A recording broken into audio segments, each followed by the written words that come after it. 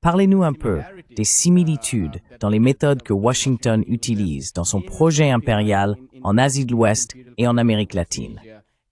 Cela pourrait peut-être aider les gens à faire le lien avec l'expérience vécue du colonialisme.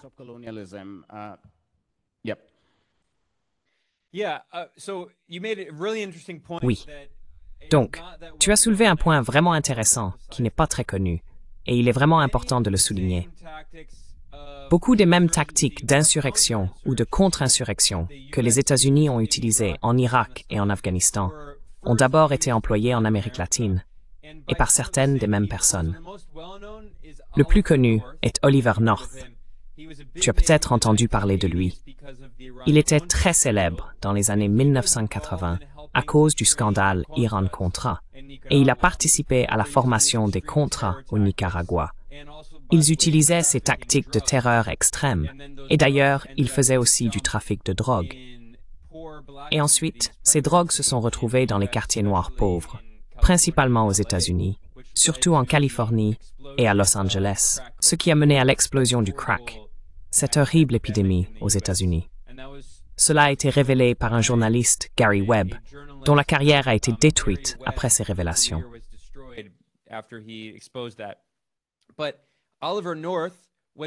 Mais Oliver North a également été impliqué, bien sûr, dans le scandale de l'Iran-Contra, mais il était actif dans de nombreux cercles de cette région d'Asie occidentale, ce qu'on appelle communément le Moyen-Orient.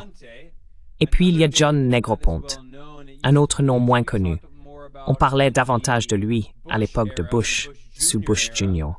Negroponte était l'ambassadeur des États-Unis en Irak, une figure clé de l'invasion et de l'occupation américaine de l'Irak. Negroponte, tout comme Oliver North, a aussi travaillé avec les Contras au Nicaragua. Donc il ne s'agit pas seulement des tactiques, mais littéralement de certaines des mêmes personnes qui ont participé à la formation des Contras à la torture. Il y avait un célèbre manuel de torture, également connu sous le nom de manuel de l'assassinat. C'était le surnom de facto donné par la CIA, le manuel de l'assassinat ou manuel de torture.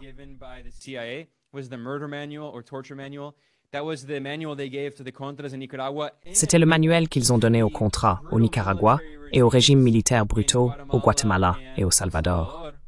Et il y avait, de façon tristement célèbre, un horrible criminel de guerre au Salvador, Obison, un nom de famille français, mais il était un chef tortionnaire salvadorien. On le connaissait sous le surnom de Blowtorch Bob. C'était le surnom que les États-Unis lui avaient donné, parce que sa tactique favorite consistait à utiliser des chalumeaux pour torturer des gens, torturant des révolutionnaires de gauche au Salvador, au nom du parti d'extrême droite, Arena, et du régime militaire. Ainsi, John Negroponte et ses autres criminels de guerre, comme Oliver North aux États-Unis, qui étaient impliqués dans la formation de ces criminels meurtriers et tortionnaires, étaient littéralement les mêmes personnes impliquées dans les opérations de contre-insurrection.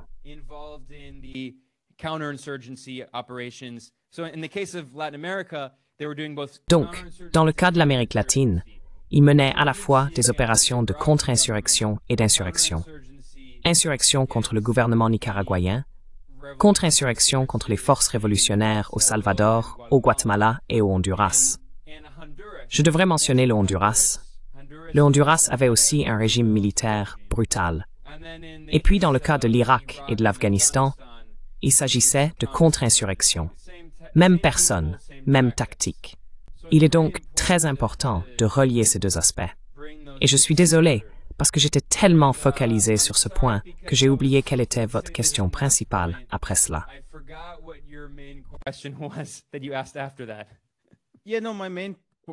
Mon point principal était essentiellement de relier l'Asie de l'Ouest et l'Amérique latine à travers cette expérience vécue du colonialisme, étant donné que nous avons déjà constaté tant de solidarité de la part de l'Amérique latine envers la résistance palestinienne.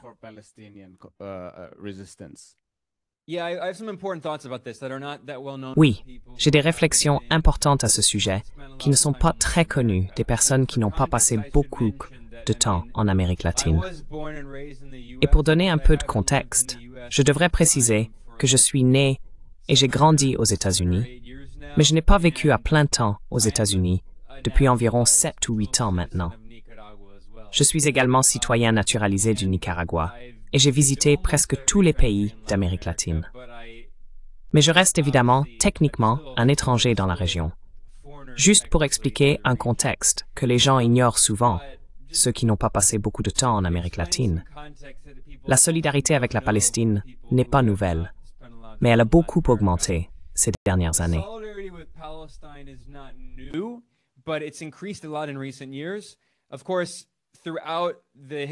Bien sûr, tout au long de l'histoire de la gauche latino-américaine et du mouvement anticolonial, il y a toujours eu une solidarité avec les Palestiniens, considérés comme menant une lutte de libération nationale similaire. Par exemple, les sandinistes au Nicaragua entretenaient une relation très étroite avec les Palestiniens, en particulier avec le FPLP, le Front populaire de libération de la Palestine, qui est un groupe marxiste-léniniste, mais aussi, de manière générale, avec l'OLP, y compris le Fatah, qui est le groupe nationaliste dominant. Le Fatah n'est pas marxiste, mais historiquement, c'était un mouvement nationaliste de gauche, même s'il l'est beaucoup moins aujourd'hui. En fait, pendant la lutte armée au Nicaragua, dans les années 1970, certains Nicaraguayens du Front sandiniste sont allés en Palestine pour s'entraîner avec les Palestiniens et les soutenir, y compris lors de certaines opérations armées.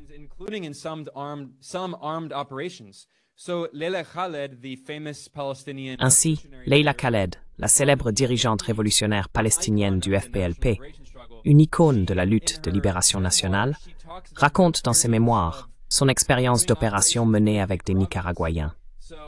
Il y a donc toujours eu cette solidarité entre les forces révolutionnaires d'Amérique latine.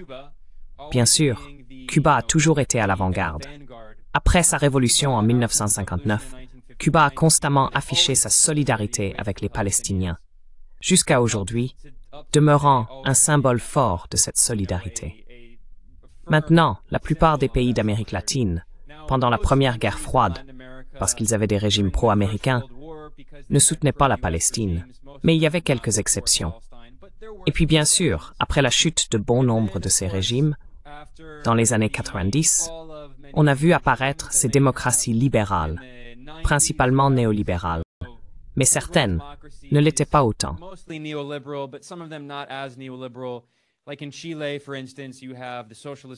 Par exemple, au Chili, il y avait le Parti socialiste, qui malgré son nom, n'était pas vraiment socialiste.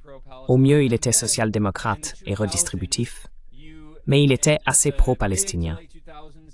Puis dans les années 2000, du milieu à la fin des années 2000 jusqu'au début des années 2010, on a assisté à l'apogée de ce qu'on appelle la vague rose.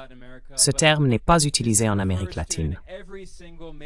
Il est employé en dehors de l'Amérique latine. Mais il fait référence à une période où, dans chaque grand pays, il y avait un dirigeant de gauche. Ainsi, il y avait Lula da Silva et le Parti des travailleurs au Brésil. Il y avait Néstor Kirchner et Cristina Fernández de Kirchner en Argentine. Il y avait Rafael Correa en Équateur. Il y avait Daniel Ortega et le Front sandiniste au Nicaragua. Au Honduras, il y avait Manuel Zelaya du Parti libre.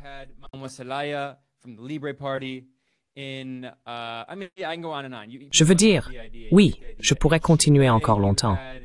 Les gens connaissent l'idée, vous voyez ce que je veux dire. Au Chili, il y avait encore une fois le Parti socialiste, pas très à gauche, mais vous savez, il y avait ces dirigeants de gauche. C'était sous Michelle Bachelet au Chili. En Bolivie, il y avait Evo Morales. Le Pérou était le seul pays qui n'avait pas vraiment de dirigeants très à gauche jusqu'à Pedro Castillo, qui a été emprisonné. Mais ce que nous voyons maintenant depuis quelques années, c'est une réaction majeure. La plupart des forces de droite ont pris le pouvoir de manière antidémocratique. Donc, dans le cas, j'ai mentionné le Pérou. Dans le cas du Brésil, la seule raison pour laquelle l'extrême droite sous Bolsonaro a pu arriver au pouvoir, c'est parce qu'il y a eu un coup d'État en douceur. Un coup d'État légal comme un coup d'État judiciaire contre Dilma Rousseff en 2016. Et ensuite, il y a eu l'emprisonnement de Lula sur des accusations bidons en 2018. Ces accusations ont ensuite été complètement annulées et la Cour suprême du Brésil a blanchi son casier judiciaire.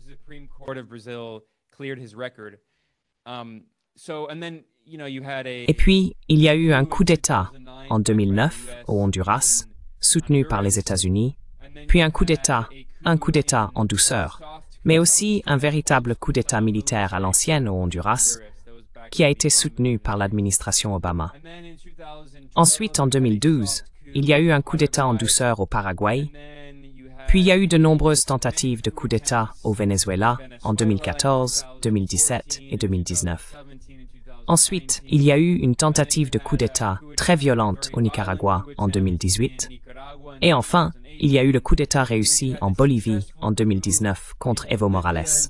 Donc, vous voyez, cela a continué. Mais bref, ce que je veux dire, c'est que ces gouvernements de gauche arrivent au pouvoir et ils sont tous unanimement pro-Palestine.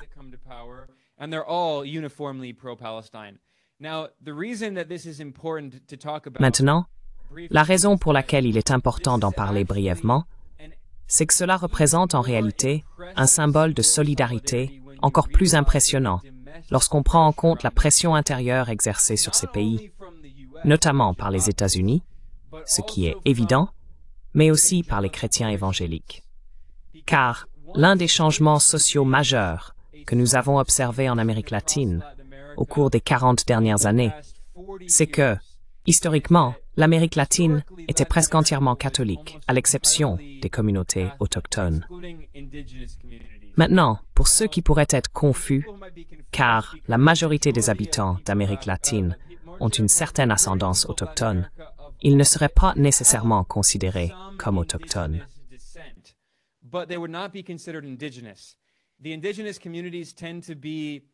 Les communautés autochtones ont tendance, malheureusement, dans de nombreuses régions d'Amérique latine, à être quelque peu séparées du reste de la société.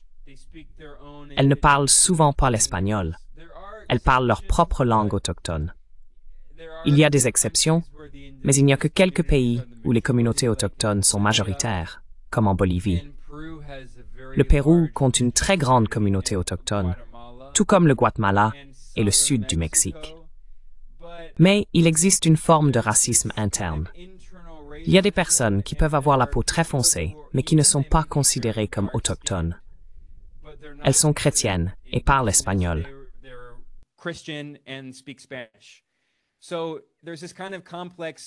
Il existe donc une forme de politique raciale et culturelle complexe. Par exemple, Evo Morales a été le tout premier dirigeant indigène, président de la Bolivie, qui est un pays à majorité indigène. Et il y a eu des présidents à la peau foncée en Bolivie. Il y a aussi eu de nombreux dirigeants à la peau claire, d'origine européenne, mais ils n'étaient pas considérés comme indigènes, parce que, par exemple, l'actuel président, Luis Arce, a la peau relativement plus foncée. Mais il a été élevé dans la foi chrétienne et parle l'espagnol comme langue maternelle. Ce qui s'est passé, c'est qu'en raison de l'héritage du colonialisme espagnol, la grande majorité de la population est devenue catholique. L'Amérique latine était un bastion. C'était l'une des régions les plus catholiques du monde jusqu'aux 40 dernières années. Et ironiquement, cela est en partie à la contre-insurrection menée par les États-Unis.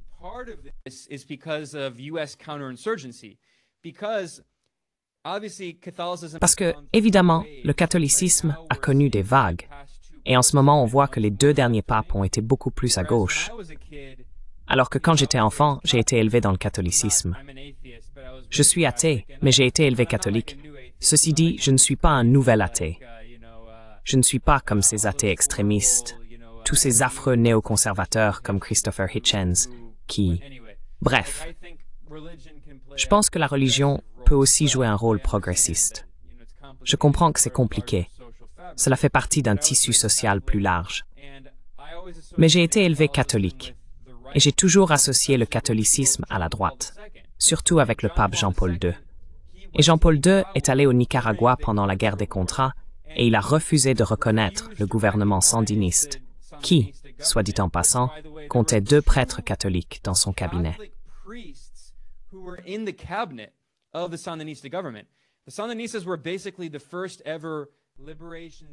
Les sandinistes ont été essentiellement le premier mouvement dirigé par la théologie de la libération à prendre le pouvoir d'État.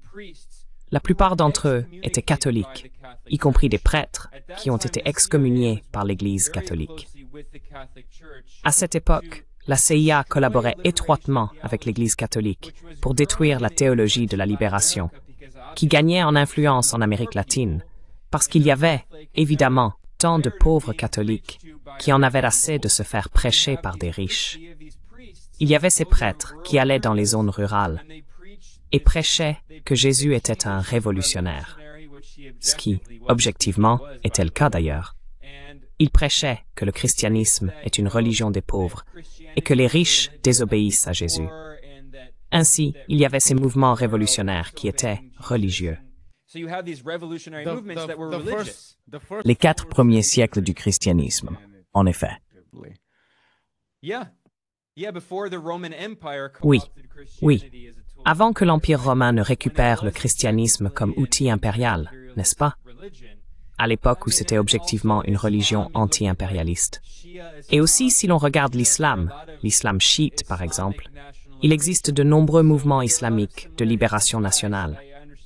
Donc il y a beaucoup de similitudes. C'est pourquoi je comprends qu'il existe des formes progressistes et réactionnaires de religion. Ce qui s'est passé, c'est que les États-Unis ont commencé à encourager de nombreux prédicateurs évangéliques et protestants de droite. C'est l'une des raisons pour lesquelles le gouvernement américain, surtout sous l'administration de Ronald Reagan, qui a vu certains évangéliques rejoindre la nouvelle coalition du Parti républicain, a encouragé l'envoi de nombreux missionnaires en Amérique latine.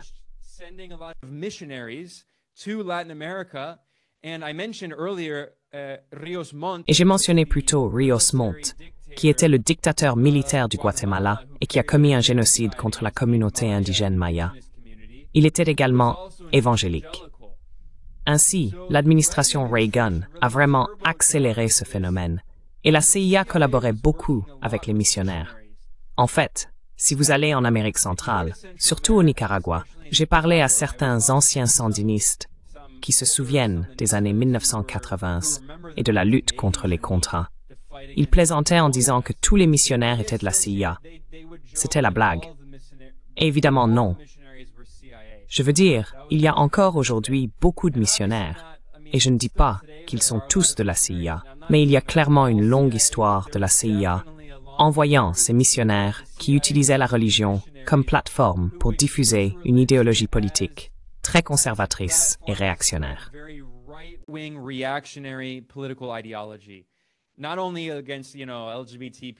Non seulement contre les personnes LGBT et les peuples autochtones, mais aussi sur le plan économique. Ils prêchent cette doctrine calviniste selon laquelle, si vous êtes pauvre, vous devez vous débrouiller seul et le gouvernement ne devrait rien faire pour vous. Dieu veut que vous soyez votre propre entrepreneur. Tout ce genre de discours. Donc ce qui s'est passé, non seulement à cause de cela, mais aussi, c'est assez compliqué, car dans certains pays, l'Église catholique était également très corrompue, de droite, et impliquée dans des abus et tout ce genre de choses. Donc pour diverses raisons, en partie à cause des États-Unis et des missionnaires, mais aussi à cause de facteurs internes, la région est devenue de plus en plus protestante et de plus en plus évangélique ces dernières décennies. Et beaucoup de ces évangéliques sont de droite, mais il existe en réalité des évangéliques de gauche.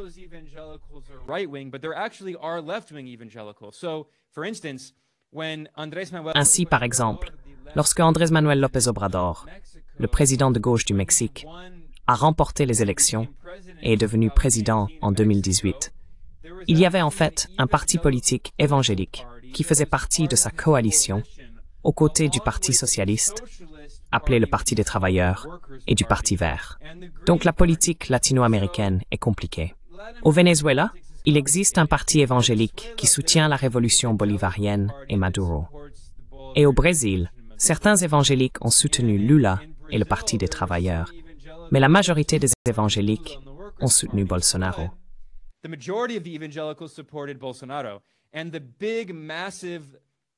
Et les grandes, immenses méga-églises, qui sont une monstruosité exportée des États-Unis, ce sont comme des centres commerciaux qui se font passer pour des églises, soutenus par des millionnaires et des milliardaires.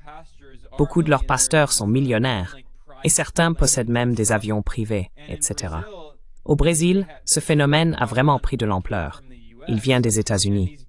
Et ces grandes méga-églises évangéliques ont soutenu Bolsonaro. La raison pour laquelle j'en parle, cela peut sembler totalement hors sujet, c'est que le sionisme chrétien est vraiment devenu énorme en Amérique latine au cours des 20 dernières années environ. C'est pour cela que les gens sont confus. Si vous voyagez en Amérique latine, surtout en Amérique centrale, vous verrez au hasard des drapeaux israéliens.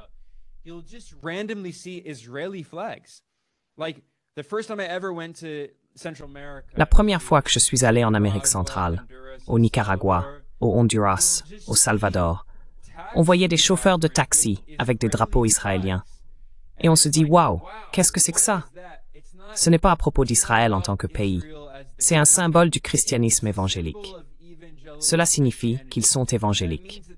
Ils brandissent le drapeau israélien comme symbole de leur christianisme évangélique.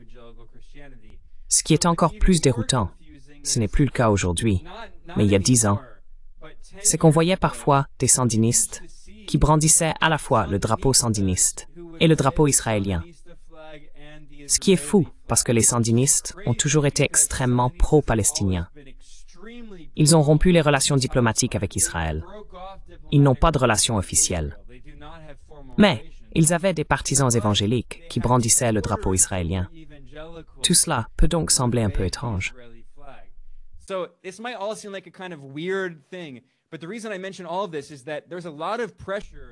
Mais si j'en parle, c'est parce qu'il y a beaucoup de pression sur les dirigeants, y compris les dirigeants de gauche en Amérique latine, pour soutenir Israël.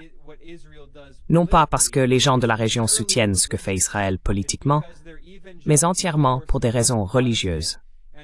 C'est parce qu'ils sont évangéliques ou d'une autre confession protestante, et qu'ils considèrent la terre d'Israël comme faisant partie d'une prophétie biblique, n'est-ce pas? Mais il y a eu un changement massif, surtout depuis 2023, mais en réalité, au cours des 10 dernières années, alors qu'Israël est devenu plus explicitement fasciste, qu'il commet tous les quelques années un nouveau massacre de Palestiniens et qu'Israël tue des chrétiens palestiniens. Donc, de plus en plus de chrétiens religieux en Amérique latine soutiennent la Palestine.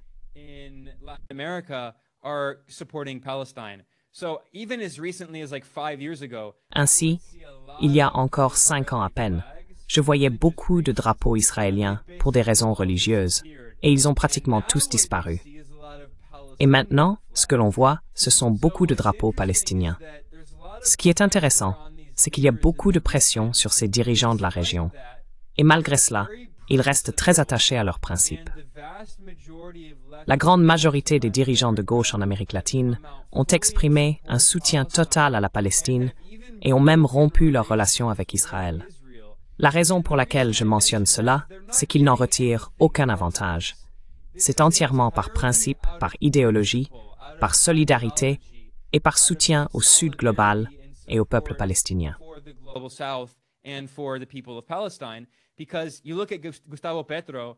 Parce que si l'on regarde Gustavo Petro en Colombie, il subit énormément de pression de la droite colombienne pour soutenir Israël. Il a été l'un des dirigeants les plus pro-palestiniens au monde. Il a rompu les relations avec Israël et a récemment imposé un boycott énergétique à Israël, car la Colombie exporte beaucoup de pétrole et de charbon. Et il a déclaré « Nous avons un embargo sur Israël ». De même, nous avons vu le Honduras et le Nicaragua rompre leurs liens avec Israël. Même Lula a été très pro-palestinien et il subit beaucoup de pression parce qu'il ne veut pas perdre le soutien des évangéliques. Donc il n'y a aucune excuse.